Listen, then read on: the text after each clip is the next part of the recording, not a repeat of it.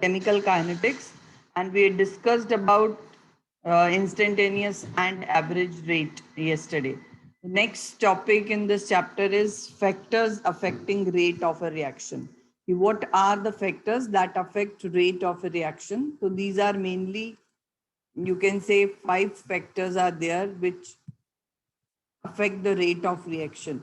First one is nature of reactants. Reactants which are used in a chemical reaction, because a chemical reaction involves breaking of bonds of reactants and formation of new chemical bonds in product. So nature of reactants and products also affect the rate of a reaction. If the bonds are easier to be broken, at that time reactions would be faster. And one important thing, if a reaction involves gaseous substances, then the reaction would be faster as compared to liquid, and that as compared to solid. Means rate of reaction would be faster for gaseous substances, then liquids, and then finally for slowest, you can say, for solids. So in this way, nature of or physical state of reactants and products affect rate of a chemical reaction. Second, concentration. Concentration, beta, we have already discussed that because reactants are being consumed in a chemical reaction, तो उनकी concentration धीरे धीरे decrease होती जाती है. So if we add more and more of reactants, it will increase the rate of the reaction. That means reaction rate is directly proportional to the concentration of the reactants. But वो कितने term पे मतलब किस term concentration say related hai, that will be discussed in another topic. It's not that ki if you are increasing the concentration by double amount or triple amount, तो exactly rate भी double triple होगा, ऐसा नहीं होता. It depends on some factor of the concentration, and that is actually individual, मतलब हर एक reaction के लिए अलग अलग factor, and that is experimentally found, and that is the next topic which we are going to discuss today. And third one is surface area of reactants. Reactants अगर solid state में है, तो solid state में particle size जो है वो affect करेगा reaction rate को. Means if एक ही बहुत बड़ा सा crystal है, मतलब large crystals की form में है solids, तो at that time reaction rate would be slower. But if we divide solid particles in fine powder, अगर हम उसका एक fine powder बना दें, at that time reaction rate is increased to a large extent. If you remember अपने 9th 10th class में reaction पढ़ा है, zinc granules are actually used to produce hydrogen gas by addition of acid. Dilute acid और zinc granules की reaction अपने lab में भी हम लोग practically भी करके दिखाते हैं. Hydrogen gas is evolved out. तो नॉर्मली लेबोरेटरी में भी जब हाइड्रोजन को प्रिपेयर करते हैं, then zinc granules are use. Zinc कई फॉर्म में अवेलेबल है. जिंक ग्रेन्यूल्स अपने पीसेस देखे हैं, बड़े बड़े पीसेस होते हैं जिंक के. And zinc dust is also available in industry. Zinc dust होती है बहुत ही फाइन पाउडर जिंक का. तो out of these two we are using zinc granules in this reaction. Reason is that because अगर हम जिंक डस्ट यूज करते हैं, तो जिंक डस्ट के जो फाइन पाउडर है, that increases surface area to a large extent, और reaction इतनी ज्यादा फास्ट हो जाती है कि जो हाइड्रोजन इवॉल्व हो रही है, and as this reaction is highly exothermic, तो large amount of heat is evolved out because of increase in rate of reaction as well. और इतनी heat generate जो होगी, that will you can say combust that hydrogen evolved. Means जो hydrogen evolve हो रही है, that will catch fire instantaneously, because hydrogen का जो इग्निशन टेम्परेचर है वो बहुत लो होता है, और जब हीट ज्यादा इवॉल्व होगी तो that hydrogen will catch fire. And obviously we are performing the reaction to produce hydrogen gas, तो we are not like it's not that कि हमें वहां पर हाइड्रोजन को बर्न करना है ना, we need to collect that. तो that is the reason to decrease the rate of reaction. Decrease का मतलब कि ऑप्टिमम लेवल तक हमें रिएक्शन रेट चाहिए यहाँ पे, because high reaction rate will increase large amount of heat na. So that is the reason we are using zinc granules in place of zinc dust, because with zinc dust reaction will not be controlled in that much level. Heat control nahi ho pati hai.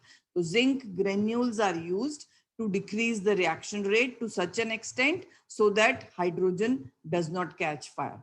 Clear? तो surface area of reactants is very important कि अगर आप एक metal जिसको आप एक solid को एक क्रिस्टल लार्ज क्रिस्टल्स की फॉर्म में यूज कर रहे हो और दूसरी तरफ उसी सॉलिड को फाइन पाउडर की फॉर्म में यूज कर रहे हो तो rate of reaction will be higher in case of that finely divided powder solid. Okay, तो जितना ज्यादा सरफेस एरिया रिएक्टेंट्स का होगा larger would be the rate of reaction. And fourth important top this factor is you can say temperature. Temperature is affecting rate of reaction, means direct relationship है. If we increase temperature, एक general सा factor है कि 10 degree अगर हम temperature rise करते हैं तो rate of reaction almost gets doubled. And this is observed for experimentally observed for all reactions whether they are exothermic or endothermic. Rate of reaction या जो उसका actually factor है मतलब K की value, it gets doubled for higher temperature. मतलब when we increase the temperature, rate of reaction will also increase. So direct relationship with temperature, direct relationship with surface area, direct relationship with concentration of reactants. Clear? And last one is catalyst. Catalyst, आपने definition ही आपको पता है, catalyst is a chemical substance which increases the rate of reaction without utilizing itself or without getting consumed in chemical reaction.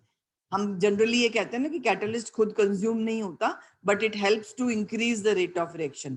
Actually catalyst gets involved in a chemical reaction but sometimes क्या होता है ये chemically react भी करता है but एक step wise अगर reaction होती तो एक स्टेप में अगर कैटलिस्ट कंज्यूम हुआ है तो in next step it gets formed also. Means जितना अमाउंट था finally you can say same amount is obtained. तो एक जनरल हम डेफिनेशन कैटलिस्ट की बोलते हैं, itself does not get consumed, कि कंज्यूम नहीं होता बट पाथवे को चेंज कर देता है. नॉर्मल जो रिएक्शन जिस पाथवे से होती है विदाउट कैटलिस्ट उसके लिए बहुत ज्यादा एनर्जी रिक्वायरमेंट्स रहते हैं, तो कैटलिस्ट एक डिफरेंट पाथवे से लेके जाता है रिएक्शन को and that helps to increase the rate of reaction.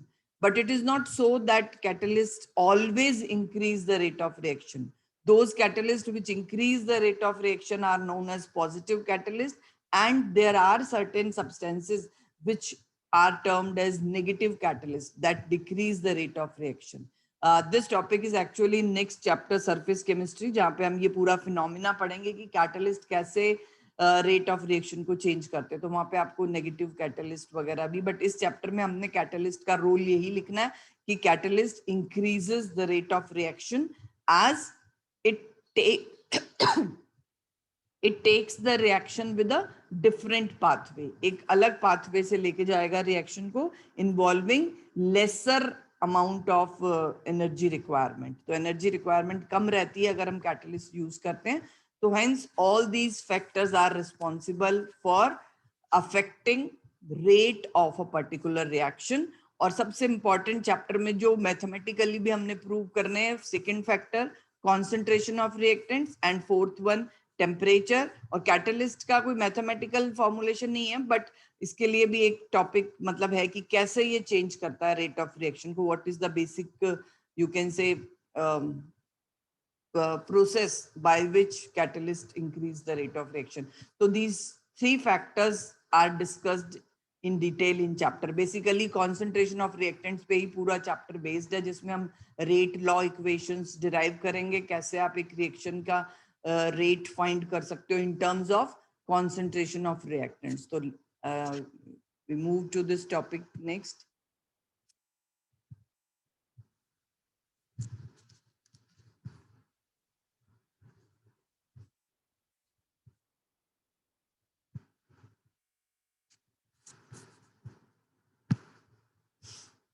Next is rate law expression और रेट लॉ इक्वेशन भी कह सकते हो इसको. तो this rate law equation is actually a kind of you can से equation which relates the rate of a reaction with the concentration of reactants only. Means we are not talking about the concentration of products, we are relating actually concentration of reactants affect the you can say forward direction ना, तो हम basically forward direction में जब reaction चल रही है तो उस केस में हम कॉन्सेंट्रेशन ऑफ रिएक्टेंट से ही रिलेट करते हैं रेट को. तो we are not talking about products here in this topic. So for a general reaction, suppose A moles of A reactant reacts with B moles of B reactant to give C moles of C and D moles of D. ये एक general reaction है, आप कोई भी reaction के लिए कर सकते हो कि कितने मोल्स यूटिलाइज हो रहे हैं रिएक्टेंट्स के and how many moles are produced for a product. For this reaction, how we can express the rate law? Rate is directly proportional to molar concentration, जो हमने यहाँ पर स्क्वायर ब्रैकेट में represent करनी है, molar concentration of A raise to the power x. If you remember ना, equilibrium में हमने ये रेस टू द पावर जो किए थे वो इन मोलर जो जितने मोल्स स्टोइकियोमेट्रिक कोएफिशिएंट्स में यूज हो रहे हैं, that coefficients are used here in that power. That is called law of mass action. Law of mass action के अकॉर्डिंग एक रिएक्शन की रेट जो है वो डायरेक्टली नंबर ऑफ मोल्स जो यूज हुए हैं उन्हीं टर्म्स पे डिपेंड करती. But actually when experimentally it was found for various reactions, then it was you can say found by the scientists that these concentration terms, जो ये powers use होती हैं rate equation में एक concentration term के लिए, they may or may not be equal to, means x may be equal to this a, small a, जो stoichiometric coefficient है a का, और it may be some other factor. And similarly y is also may also be equal to this b, but it may also be some other factor. Means जरूरी नहीं है कि हमेशा x और y a and b के equal हो. And this was experimentally determined quantity actually कि कितने टर्म पे ये डिपेंड करती है रेट. तो that is why we are not writing a raise to the power a, we are writing here a raise to the power x, b raise to the power y, where these x and y are actually some factors which may be equal or not equal to the stoichiometric coefficients used in the reactions. So rate, when we remove this proportionality sign, we put a constant k, which is actually proportionality constant, but it is known as rate constant.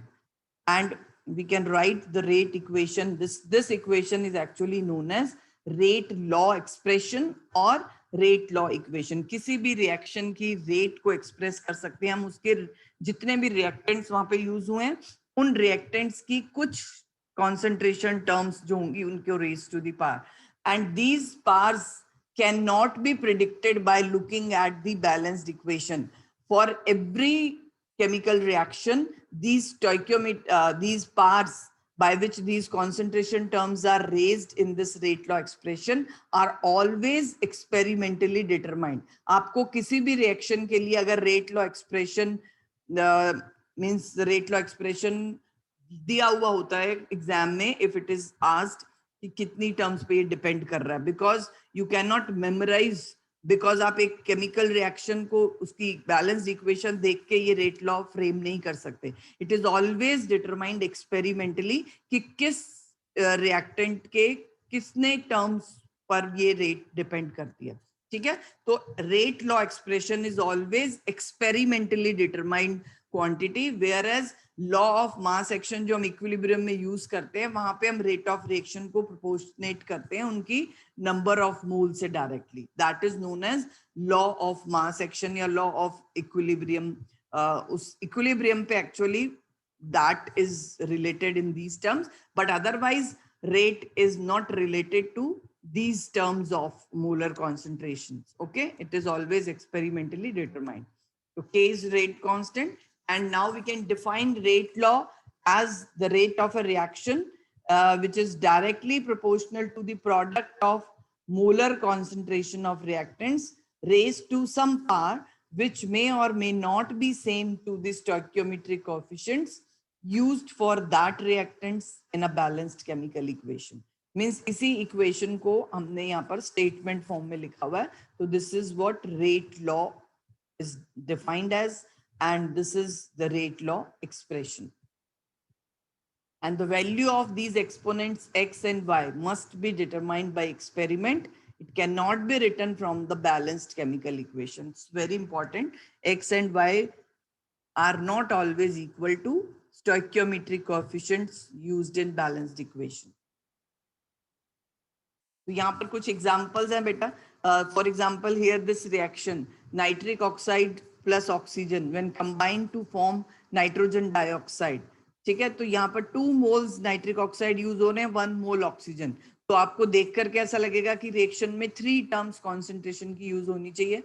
ठीक है, और for this reaction when it was experimentally observed, then also it was found that rate is directly proportional to square of this nitric oxide, means 2 terms of मतलब आप double करोगे इसको तो rate of reaction will also be doubled, and oxygen यहाँ पर इसका 4 times हो जाएगा and इसके लिए doubled, means तो जितना आपको यहाँ stoichiometric coefficients मिल रहे हैं इन reactions में, उतना ही यहाँ पर जो पावर हमने यूज की है कॉन्सेंट्रेशन टर्म्स की वो सेम है, but it is not always same for every reaction. For example in second reaction as you can see 2 moles of nitric oxide reacts with 2 moles of hydrogen. तो 4 times होना चाहिए था, मतलब 2 times इसका और पावर 2 इसके लिए. But as you can see experimentally determined rate law जो एक्सप्रेशंस हैं उसमें नाइट्रिक ऑक्साइड का ट्वाइस है, मतलब स्क्वायर है, बट हाइड्रोजन का 1 टर्म कॉन्सेंट्रेशन ही यूज हो रहा है. ठीक है, तो in this way here is different. तो you can say that these parts of concentration terms may और मे नॉट बी इक्वल. और आप एक बैलेंस्ड केमिकल इक्वेशन को देख के कभी भी रेट लॉ एक्सप्रेशन खुद डिफाइन नहीं कर सकते हो. You need to go for the steps involve in that particular reaction, और उसमें फिर आपको एक्सपेरिमेंटली ही ये डिटरमाइन करना होता है. That is why always it is given. अगर आपको इस तरह के कोई क्वेश्चंस होते हैं तो इस तरह से एक्सप्रेशंस क्वेश्चंस में ही होते हैं, बिकॉज आगे नेक्स्ट टॉपिक जो है हमारा ऑर्डर ऑफ रिएक्शन हम कैसे निकालते हैं, तो वो इन पार्ट्स को ऐड करके that will discuss later. And same in this reaction 2 moles of ICl plus 1 mole of H2. Rate law expression क्या कह रहा है हमें, ICl की जस्ट एक ही टर्म पे डिपेंड कर रहा है rate, not on the twice, मतलब स्क्वायर नहीं किया हुआ है यहाँ पे इसको. तो दैट मीन्स अगर आप डबल करते हो अमाउंट ICl का तो rate will get double, 4 times नहीं होगा.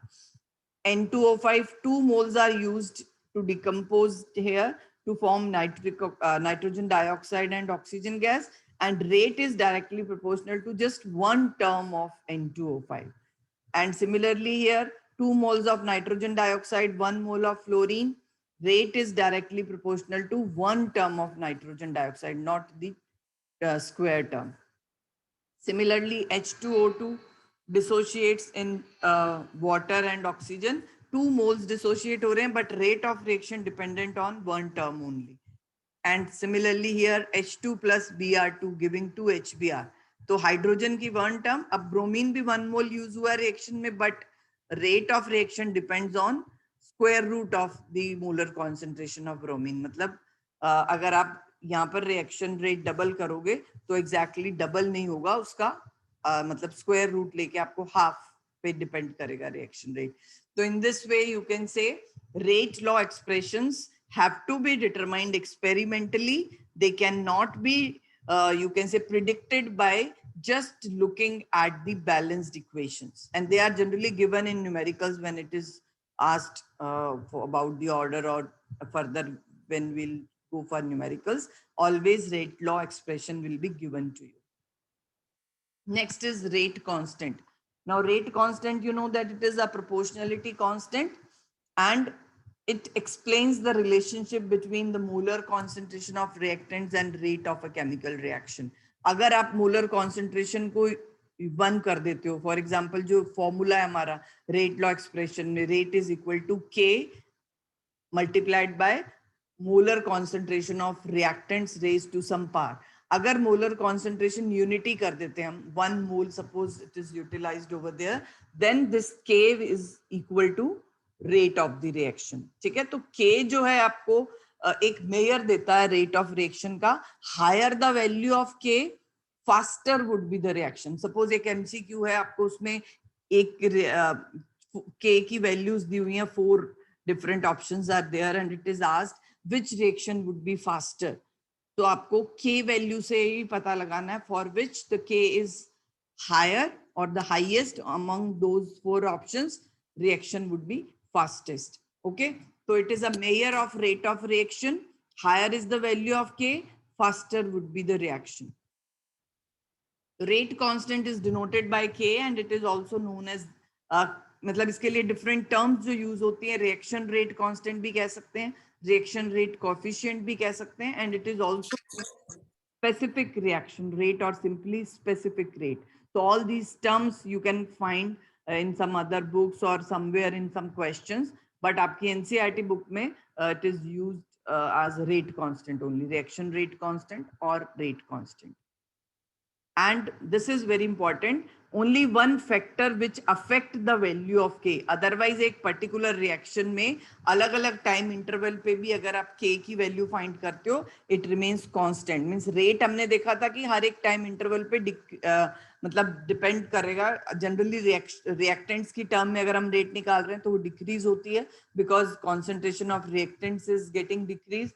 But rate constant की value कभी भी concentration पे depend नहीं करती. So it is independent of the concentration. K remains constant throughout a chemical reaction until and unless you are not changing the temperature. If you increase the temperature, K value increases and reaction becomes faster. But if you are proceeding the reaction at a constant temperature, then K value will also remain constant. That is why the name rate constant is used. आप किसी भी एक reaction के लिए अगर आपको different values concentrations की given है, time की given है, and if you find K for that, it will be a constant, but rate will not remain constant throughout the progress. And unit of K is actually determined by the order of the reaction. जो हमारा next topic है, एक reaction में किस term पे concentration जो है reactants की वो affect कर रही हैं एक rate को. तो रेट लॉ एक्सप्रेशन में जो स्टोइकियोमेट्री कोफिशिएंट्स या जो आपके पावर्स यूज हुए हैं, वो पावर्स की जो क्या वैल्यू है, that is known as order of reaction. तो उसी पे डिपेंड करती है के की वैल्यू क्या है, बिकॉज के की वैल्यू अगर आपको निकालनी है, यूनिट ऑफ के जो है depends on these x and y जो पावर्स हमने यूज किए हैं यहाँ पे ए और बी के, उस पे डिपेंड करेगा. क्योंकि आपको यूनिट निकालने के लिए क्या करना है, rate divided by these molar concentration ना. तो रेट की यूनिट है मोल पर लीटर पर सेकेंड एंड मोलर कॉन्सेंट्रेशन होते हैं मोल पर लीटर में. अब ये किस पार में यूज हुआ, अगर ये स्क्वायर है तो mole square and litre inverse square हो जाएगा, फिर इसके लिए अलग होगा. तो कितनी टर्म्स यहाँ पे यूज हो रही हैं, एक्स और वाई की वैल्यू पे डिपेंड करेगी यूनिट. और ये एक्स और वाई की वैल्यू जो है that is known as order of the reaction, which is the very very very important you can say term and important topic for this chapter, because on the basis of order the chemical reactions are basically classified into various types. So our next topic is order of a chemical reaction. So as I told you that x and y जो parse हम use कर रहे हैं एक rate law expression में, उसका जो सम होगा, मतलब कितनी वो पार्स हैं अलग अलग रिएक्टेंट्स के लिए. अगर एक ही रिएक्टेंट है तो टोटल पार क्या है, तो sum of exponents by which molar concentration of reactants are raised in rate law expression, that is known as order of a reaction. For example, एक जनरल जो हमने अभी रिएक्शन देखा था A प्लस B वाला, उसके लिए अगर हम रेट लॉ एक्सप्रेशन को ऐसे डिफाइन करते हैं, rate is equal to K A raised to the power X B raised to the power Y. तो these X and Y terms, x जो है वो यहाँ पे ऑर्डर है with respect to a is, और ये स्क्वायर ब्रैकेट, तो you know that molar concentrations. अब जिस रिएक्टेंट के ऊपर जो पार लगी हुई है, आपको रेट लॉ एक्सप्रेशंस हमेशा गिवन होते हैं. I have already told you this thing, because for every reaction these rate law expressions are to be determined experimentally. You cannot relate that with balanced chemical equation. Hence what you need to check, what is the par used in that expression for that particular reactant, और उस particular reactant के लिए जो par use हो रही है, that is called as the order with respect to that reactant. ठीक है, और जितने रिएक्टेंट्स यूटिलाइज हुए हैं एक रिएक्शन में, उन सब की पार्ट्स को अगर आप ऐड कर देते हो, then you get the overall order of a reaction which is equal to x plus y.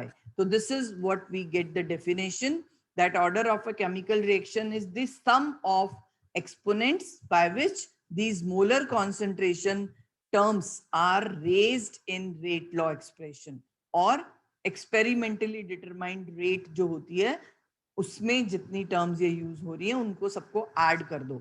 And one more important thing here, questions can be asked in two ways. What is the overall order, या simply what is the order of reaction अगर पूछा है तब आपने इन parts को add करना है.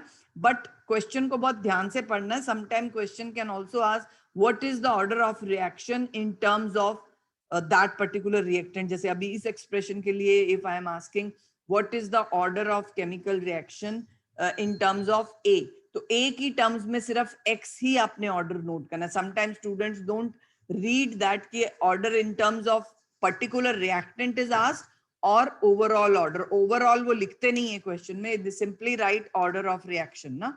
तो ऑर्डर ऑफ रिएक्शन पूछा है इन टर्म्स ऑफ नहीं लिखा reactant, then obviously you need to add all these parts.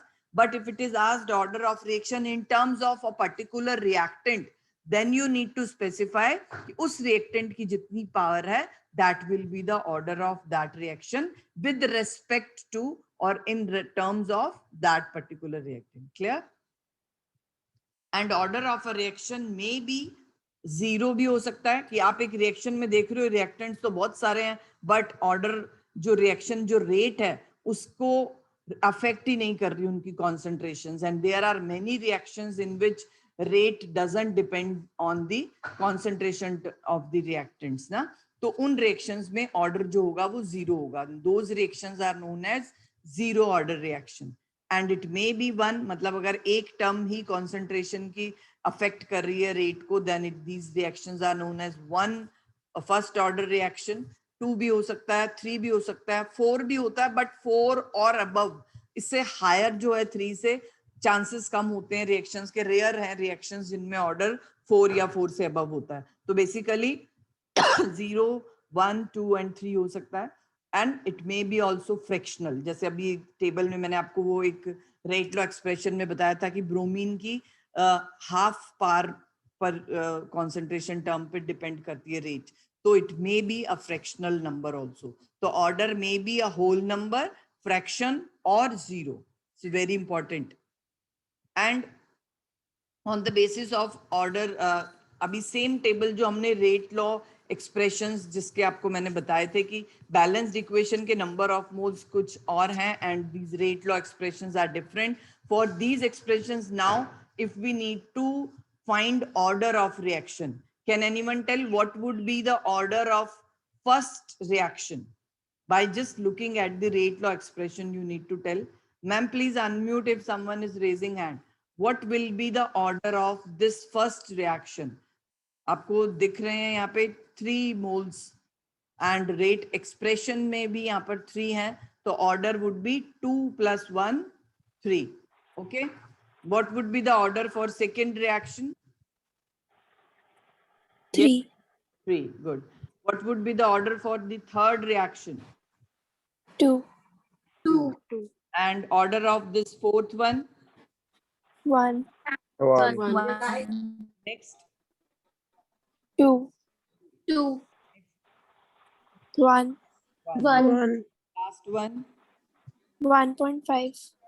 1.5 or 3/2 you can say, because आपको ऐड कर देनी है जो भी पार्स हैं. You no need to, आपके पास अगर क्वेश्चन में एक बैलेंस्ड इक्वेशन गिवन है and rate law expression given है, you have to decide order of the reaction only with experimentally determined rate. That is called rate law expression. No need to check whether the stoichiometry coefficients are okay. So this is how we can write order of. Excuse me, ma'am. Yes, beta.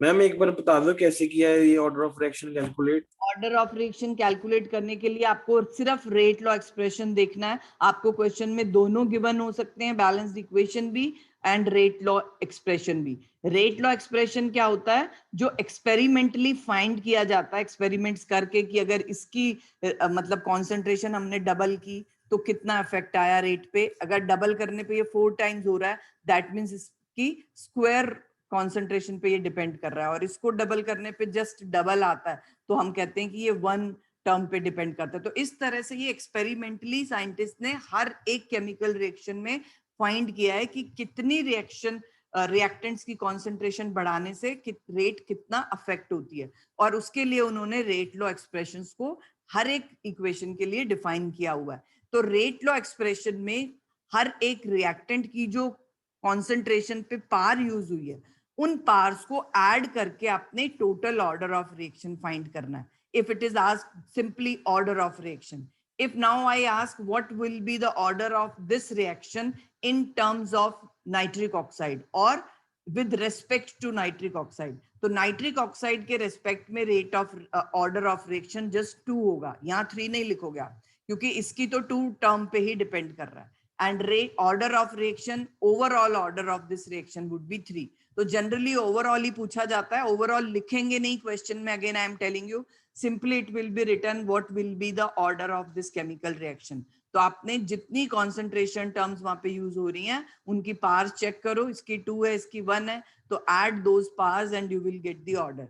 But if it is asked again what will be the order in terms of oxygen, Gurpreet, what will be the order of this reaction with respect to oxygen gas?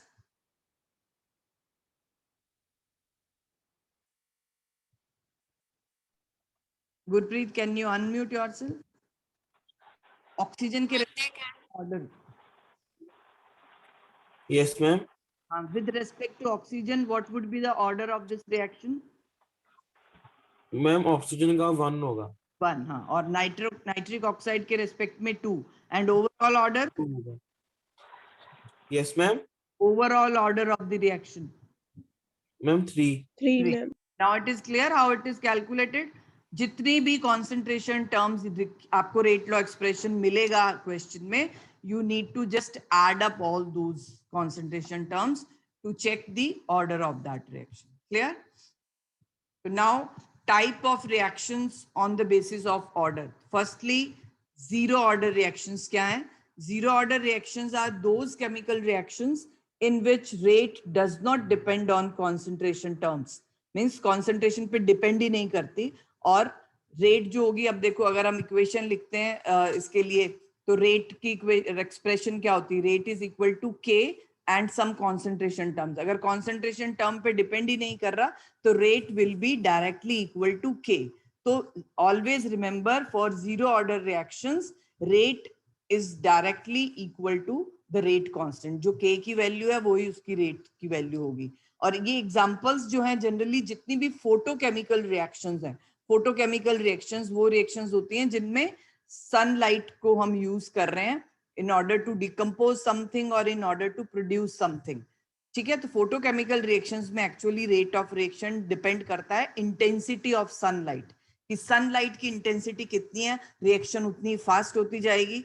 Depend नहीं करेगा कि आप, अब suppose इस reaction में आप कितना भी हाइड्रोजन और क्लोरीन ऐड कर दो, लेकिन आपने पूरा रिएक्शन मिक्सचर डार्क में रखा हुआ है तो reaction will not at all take place, क्योंकि क्लोरीन मॉलिक्यूल का जो डीकम्पोजिशन है वो होगा ही सनलाइट की प्रेजेंस में। ठीक है, तो यहाँ पर आप कितनी भी कॉन्सेंट्रेशन इंक्रीज करते जाओ, बट अगर सनलाइट की इंटेंसिटी कांस्टेंट है उस टाइम पे, then rate of reaction will not increase. But if you keep this concentration terms constant and you increase the intensity of the light, मतलब पहले आपने थोड़ा शेड में रखा हुआ था, उसके बाद आपने उसको बहुत ब्राइट लाइट में रख दिया, you will find the rate of reaction will increase to such an extent कि बहुत fast हो जाएगी। तो in this way experimentally it was found that this reaction or approximately जितनी भी photochemical reactions हैं उनकी rate किसी भी रिएक्टेंट की कॉन्सेंट्रेशन पे डिपेंड नहीं करती, it only depends on the intensity of sunlight. तो इनकी रेट में ये कॉन्सेंट्रेशन टर्म 0 हो गई, और order of the reaction will also be 0 and rate will be equal to K only. जब ये टर्म्स ही 0 हो गई तो इनकी वैल्यूज 1 हो जाएंगी, पार 0 है तो ऑब्वियसली यू नो यूनिटी हो गया ये टर्म, तो rate is equal to K। And second type of examples वो हैं जिनमें किसी कैटालिटिक सरफेस पे कोई गैस को डिकम्पोज या किसी भी सब्सटेंस को अगर हम डिकम्पोज करवा रहे हैं और रिएक्शन एक सॉलिड कैटलिस्ट की सरफेस पे चल रही है, तो एक्चुअली ये गैसियस रिएक्शंस, जैसे आपने इफ यू रिमेम्बर ऑर्गेनिक में हमने किया है कि प्लैटिनम, निकल और पैलेडियम कैटलिस्ट हम यूज कर रहे हैं हाइड्रोजनेशन रिएक्शंस में, तो वहां पर क्या होता है कि हाइड्रोजन की बहुत लार्ज एक्सटेंट को ये अपनी सरफेस पे एब्जॉर्ब कर लेते, तो जितना सरफेस आप उस कैटलिस्ट का प्रोवाइड करते हो उतना रेट इंक्रीज होता जाता है। और इन रिएक्शंस में भी रेट कॉन्सेंट्रेशन ऑफ स्पीशीज पे डिपेंड नहीं करेगा। तो सिमिलरली यहाँ पर आपको 2 मोल्स अमोनिया कंज्यूम हो रहे हैं, डिकम्पोज हो रहे हैं, but reaction rate depends on the surface area of the platinum, doesn't depend on the reactant concentration. आप कितना भी अमोनिया बढ़ाते जाओ, बट वहां पर प्लैटिनम जितनी सरफेस दे रहा है उसको एब्जॉर्ब करने के लिए अमोनिया को, उतना ही रेट पे इफेक्ट पड़ेगा। आप अमोनिया बढ़ाते जा रहे हो लेकिन प्लैटिनम की सरफेस पे ऑलरेडी अभी जितना अमोनिया एब्जॉर्ब पहले से हुआ है वो ही डिकम्पोज चल रहा है, तो रेट पे कोई इफेक्ट नहीं आता। तो all those reactions which are increased by intensity of sunlight and all those reactions which involve surface of a solid catalyst are independent on the concentration terms, and these reactions are known as zero order reactions। और इन reactions के लिए rate जो है वो हमेशा equal होता है k के, because concentration terms जो है वो यूनिटी हो जाती हैं, because the powers used are 0। अब यहाँ पर आपको मैंने बताया था के की यूनिट हम हर एक टाइप की रिएक्शन के लिए अलग अलग होती है। मींस आप के की वैल्यू देख करके उसकी यूनिट चेक करके आप बता सकते हो कि रिएक्शन का ऑर्डर क्या है, बिकॉज के की वैल्यू हम निकालते कैसे हैं, rate divided by concentration term. अब यहाँ कॉन्सेंट्रेशन टर्म ही 0 हो गई है, ठीक है, तो यहाँ पर इसका यूनिट यूज ही नहीं होगा, तो rate will be equal to K. तो जो रेट का यूनिट है that will be the unit of K, तो unit of K is equal to mole per litre पर सेकेंड। तो अगर आपको के की वैल्यू गिवन है और यूनिट गिवन है साथ में, obviously unit will be given जब भी के लिखा होगा तो, और उससे हम पूछ सकते हैं कि व्हाट